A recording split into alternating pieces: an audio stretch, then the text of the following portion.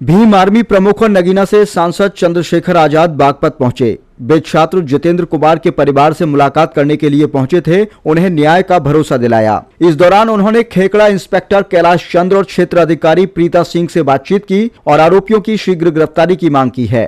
अधिकारियों ने आश्वासन दिया है कि सभी आरोपियों को 11 जनवरी तक जेल भेज दिया जाएगा। बता दें कि दिल्ली में 25 दिसंबर को संसद भवन के सामने आत्महत्या का प्रयास करने वाले छात्र जितेंद्र कुमार की 27 दिसंबर को इलाज के दौरान मौत हो गई थी। इस घटना ने पूरे देश का ध्यान खींचा और सामाजिक व राजनीतिक हलकों में हलचल मचा दी। भीम आर्मी प्रमुख और नगीना से सांसद चंद्रशेखर आजाद ने इस मामले को गंभीरता से लिया है और इसके बाद वो छपरौली पहुंचे। हिंदू संगठनों के विरोध के सवाल पर उन्होंने कहा कि यह प्रधानमंत्री का व्यक्तिगत मामला है और वे इसे स्वयं संभाल लेंगे। सांकरौद गांव में युवाओं द्वारा महिलाओं पर किए गए अभद्र व्यवहार और हमले को उन्होंने जिले, प्रदेश और देश की गरिमा पर ठेस बताया है। उन्होंने कहा कि ऐसी घटनाएं समाज के लिए शर्मनाक हैं और जनप्रतिनिधियों को इसे गंभीरता से लेना चाहिए। उन्होंने पीड़ित परिवार को न्याय दिलाने का भरोसा दिलाया। मुख्यमंत्री आवास के नीचे शिवलिंग होने के अखिलेश यादव के बयान पर उन्होंने कहा कि 5 साल तक मुख्यमंत्री रहते हुए यादव को इन मामलों की बेहतर जानकारी होगी। मोहन भागवत द्वारा मंदिर मस्जिद की राजनीति पर दिए गए बयान पर उन्होंने कहा कि आज की राजनीति को भागवत अच्छी तरह समझते हैं, इसलिए उन्होंने यह स्पष्ट टिप्पणी की है। उन्होंने कहा कि एक धर्म को टारगेट करके राजनीति स्वार्थ ढूंढ रहे लोगों को जनता खुद जवाब देगी। इसके साथ ही उन्होंने पुलिस और नेताओं से मिली भगत का आरोप लगाते हुए कहा कि नशे का कारोबार करने के पीछे विदेशी ताकतों का हाथ है। आरएलडी बीजेपी एसपी के लोगों को दिए हुए हैं लाइसेंस, शेड्यूल कास्ट के लोगों को लाइसेंस नहीं दिए जाते हैं। बागपत के मबी कला में पीड़ित दलितों से मिलने पहुंचे थे चंद्रशेखर रावण। बागपत की मीडिया को जवाब देना चाहिए कि उन्होंने इस मामले को कितना उठाया। मीडिया ने उठाया, सांसद जी जब तो आप आए, लेकिन आपने क्या आश्वासन दिया? मीडिया ने उठाया तो उसके बाद कार्रवाई भी नहीं है। हाँ, फिर मैं एक काम करते हैं, फिर पुलिस की जिम्मेदारी मीडिया को ही देते हैं तो ठीक हो जाएगा, फिर सवाल नहीं आएंगे आपके। आप ये देखो किस तरह से सार्वजनिक रूप से इस परिवार को अपमानित किया है और परिवार डर के साए में गांव छोड़कर रह रहा है। शायद ये मामला मीडिया ने नहीं उठाया कि उस दिन के बाद परिवार घर नहीं। मीडिया से बहुत उम्मीदें हैं जनता को, मुझे भी, आम आदमी को भी, कि मीडिया आवाज उठा के एडमिनिस्ट्रेशन, पुलिस, सरकार को उनकी नींद को जगाएगी। ये मैंने बात आपसे कही।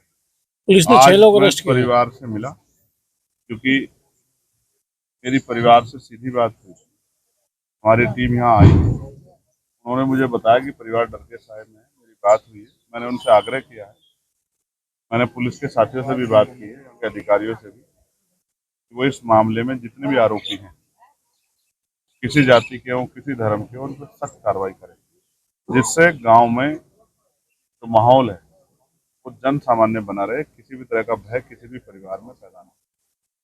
अभी 5 लोगों की गिरफ्तारी हुई है और बहुत सारे लोग ऐसे हैं जिनपे जो फरार। उन्होंने मुझे 1 हफ्ते का समय दिया है। मैंने उनको 11 तारीख को जानकारी लेने की जानकारी उनसे प्राप्त करने के लिए उनको कहा है कि भाई 11 तारीख तक वो इन सभी आरोपियों को गिरफ्तार करें। आशा और उम्मीद है कि बागपत पुलिस बिना किसी दबाव के अपनी ड्यूटी का निर्वहन करेगी और वो आरोपी गिरफ्तार होंगे जिन्होंने महिलाओं को पीटने का काम किया, जिन्होंने जाति सूचक शब्द कहे, जिन्होंने 3 गेट तोड़ के हिंसा का माहौल बना के पूरे जिले को अपमानित करने का काम किया कि भाईचारे को। उन सब लोगों पे सख्त कार्रवाई होनी चाहिए, ऐसी मेरी जो है प्रशासन से मांग। छपरौली का जितेंद्र प्रकरण हुआ है, क्या कहेंगे? मैं वहीं अब उसी परिवार के यहाँ जा रहा हूँ। मुझे जानकारी हुई पार्लियामेंट के सामने उस बच्चे ने न्याय न मिलने के कारण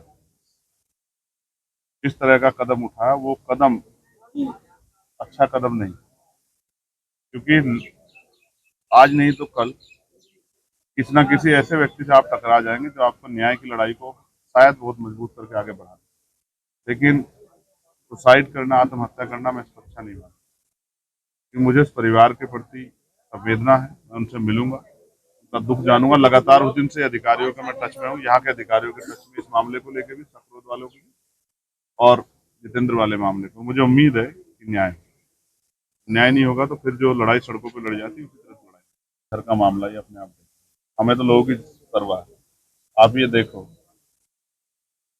नौजवान बेरोजगार है, गांव में नशे ने पैर पसार लिए। तो मुझे कहने में दुख है कि पुलिस की जानकारी में ही नशे का कारोबार फल फूल रहा है। इससे हमारे देश की जवानी कमजोर पड़ रही है। ये विदेशी ताकतों का एक षड्यंत्र है हमारे देश के खिलाफ, और हमारे नेताओं की या कर्मचारियों की लापरवाही में सब इसमें लग गए। जिस देश का युवा, जो युवा देश है और जिस देश का युवा देश के लिए गौरव का विषय है, आज वो युवा इतना कमजोर हो गया है कि वो अपने संस्कार भी भूल गए। और इस घटना में भी इस बात को देखा गया, जिस तरह से महिलाओं के ऊपर 20, 22, 24, 25 साल के नौजवान जिस तरह की भाषा का प्रयोग किया और जिस तरह के धारदार हथियारों से हमला किया, तो महिलाओं के प्रति जो सम्मान है वो भी, इससे इस गांव की गरिमा के साथ साथ जिले और प्रदेश की गरिमा को भी मुझे उम्मीद है कि जनप्रतिनिधि जाति धर्म से ऊपर उठे, इसमें न्याय के लिए इस परिवार के साथ खड़े होंगे, हम साथ खड़े। सांसद जी, लगातार जो ये उत्पीड़न हो रहे हैं, इसे कैसे देख रहे हैं आप? ये कैसे सरकार बंद का हुई? फेलियर है, ये सरकार का फेलियर है, और सरकार सिर्फ हवाई दावे करती है, जमीन पे सच्चाई इस संबल हिंसा के बाद जगह जगह खुदाई करी जा रही है और मंदिरों की बात आ रही है, क्या कहना है? अब ये आप देखिए कि क्या इस खुदाई से लोगों के जीवन में बहुत बड़ा बदलाव हो रहा है। धर्म अपना निजी मसला है, हर आदमी अपने धर्म को मानता है, और धर्म आपको सही रास्ता दिखा सकता है, लेकिन तरक्की का रास्ता आपको एजुकेशन से, रोजगार से, अच्छे स्वास्थ्य से मिले। सांसद जी, अखिलेश यादव ने कहा है कि मुख्यमंत्री आवास के नीचे भी शिवलिंग है, वहाँ की खुदाई होनी चाहिए। अखिलेश जी 5 साल उसमें रहे, उनको ज्यादा जानकारी है। नहीं जी, मोहन भागवत जी ने भी कहा है कि ये जो मंदिर में, मस्जिदों में मंदिर ढूंढने जा रहे हैं, उसमें नेता बनने की बात आ रही है। मोहन भागवत जी आज की राजनीतिक सच्चाई को जानते हैं, इसलिए शायद उन्होंने ऐसी बात की। एक धर्म को टारगेट करके कुछ लोग कोशिश कर रहे हैं। ये देश हमेशा एकजुट रह के ही आगे बढ़ा। जो लोग देश को तोड़ना चाहते हैं, वो इस तरह की नीति रीति को आगे बढ़ाने का काम कर रहे हैं, सिर्फ राजनीतिक स्वार्थ में। उनको समय पर जनता जवाब देगी। सांसद जी, आपने जो शिव साथी, उनसे आपने एक सवाल किया था कि आपके थाने में कितने लाइसेंस है और किस किस को है? नहीं, मैंने सीईओ से नहीं कहा, क्योंकि सीईओ के अंडर में सिर्फ थाना नहीं आता। मैंने थाना अध्यक्ष से पूछा था कि आपके इस खेकड़ा थाने में कितने लाइसेंस हैं। उन्होंने मुझे 350 के लगभग बताया। उसमें मैंने सिर्फ उनसे पूछा कि शेड्यूल कास्ट के लोगों के पास कितने लाइसेंस हैं, और मैंने ये भी गारंटी दी कि 10% से ज्यादा नहीं होंगे, और ये भी उन्हीं के पास होंगे। इन 10 में भी 9% जो राजनीतिक पार्टियों से जुड़े हुए हैं, आम आदमी जिनके साथ एट्रोसिटी हुई, उनके पास नहीं होंगे। और मैंने सीईओ मैम से कहा कि आपके सर्किल में जितने लाइसेंस हैं, आप मुझे उसकी रिपोर्ट दीजिएगा। मैं डीएम एसएसपी से भी अभी मिलूंगा, उनसे भी कहूंगा कि बताएं कि बागपत में शेड्यूल कास्ट के लोगों को कितने आर्म्स लाइसेंस। नहीं, बागपत भ्रमण के बाद अगर इन्हें न्याय नहीं मिलता तो आपका अगला कदम क्या होगा? आप जानते हैं मेरा क्या कदम है, क्या आप मेरे किरदार को जानते हैं, मेरा कदम क्या? फिर मैं सड़कों पे लड़ूं।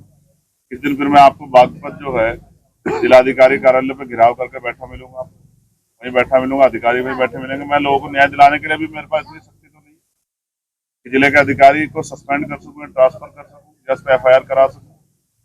तो अभी इतनी शक्ति ना होने के कारण अभी तो संघर्ष सड़कों पे हो सकता है। जितनी शक्ति होगी उस दिन के बाद किसी गरीब पे, किसान का मेरे पे हिंसा नहीं होगी, ना हिंसा करने वाला इसे सोच रहा है।